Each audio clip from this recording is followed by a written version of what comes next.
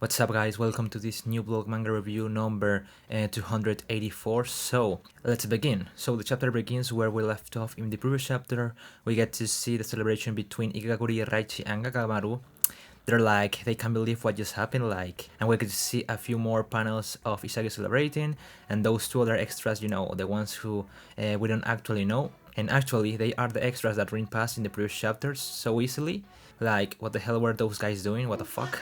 Well, never mind, we also get to see Rin a little bit angry because he didn't make that shot, and then we get to see more of Hiyori and Isagi's relationship.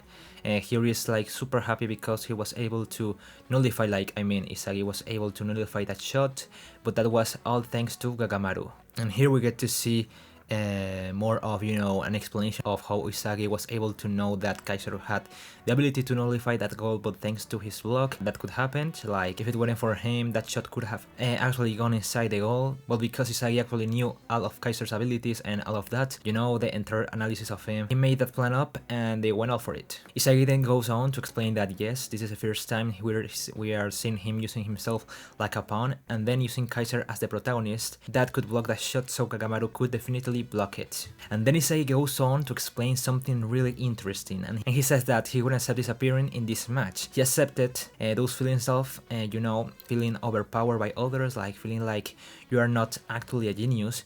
That feeling wasn't helping, and then what he did was literally destroy all of his feelings and just sell his soul to achieve victory. So what we're saying right now is exactly that. He is literally willing to do anything to win this match.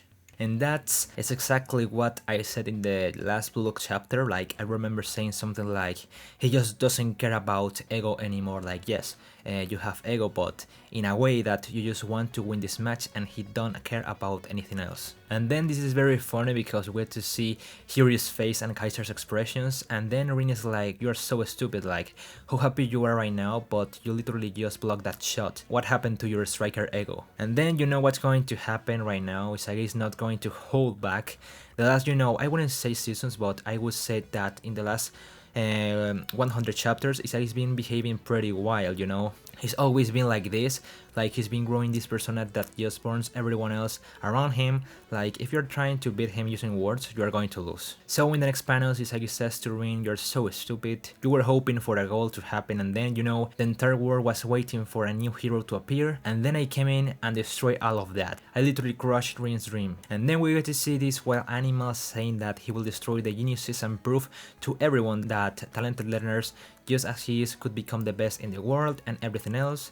So Isagi is looking like he's having these feelings of pleasure, a kind of pleasure never felt before. And then we get to see, the typical call that speaks up, saying that the 3 minutes are over. No, the stars have to come back to the, the stadium, I don't know how to say it, but they need to swap out with the other players.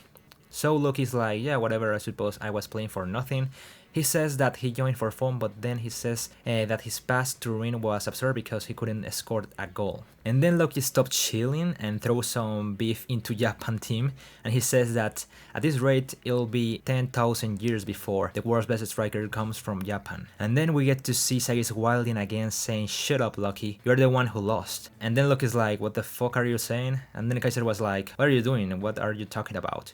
And then Isagi explains that his visualization of the future was destroyed because Kaiser and he destroyed it. Not because Rin couldn't make that goal, but because Loki was wrong about it. And then Isagi says to Loki to be a man and admit that he lost. And then he throws beef at Loki again, saying that he's just full of himself because he's just super fast and nothing else. And at this moment Loki seems super pissed. And then we get to see Noah coming into the scene saying, yo, please stop this. We get you're super powerful and you're such a genius. But you know what I'm saying. And then Noel says that this is streaming worldwide, and then he proceeds to say that Isagi's play was pretty cool, but he has to cut it down. And then Isagi gets super wild, like I think we've never seen him such at this, angry yet so collected at the same time. And then he says, you shitty master. You're just like him. You use me as a tool to get Kaiser to awaken. And then Isagi says he doesn't trust Noah anymore, and he squeezes his arm, saying to Noah that he'll bring a theory to surpass him while looking directly into the eyes. So Noel just has to wait until Isagi is at the top because the next World Cup is his. and then Noel Noe is super chilling like, wow, I'm looking forward to it, Isagi Yoichi. Hella funny. And then we get to see the entire audience reacting like, what the hell? This guy is so badass right now. And you know, the audience knows this is streaming worldwide, so the whole world is like, whoa, what did Isagi just said against Noel Noah? And then we get to see a few more panels about the reactions of the players. We get to see Karasu thinking, what the hell did he just said? Also, Igakuri and Hiri can't believe what they just saw. And then there is this another panel of Isagi saying that he will abandon all pride and useless sentimental feelings, like this is super important. And then we see at the back someone, but I can't remember his name, I think he's Tokimitsu, but he says he'll use himself as a tool, like Isagi saying that he's going to use himself as a tool. And then we get to see probably one of the most important panels of the chapter, Isagi literally asking for help from Kaiser. He tells Kaiser to team up, saying that if they go together, they can end this neo-egoist league together.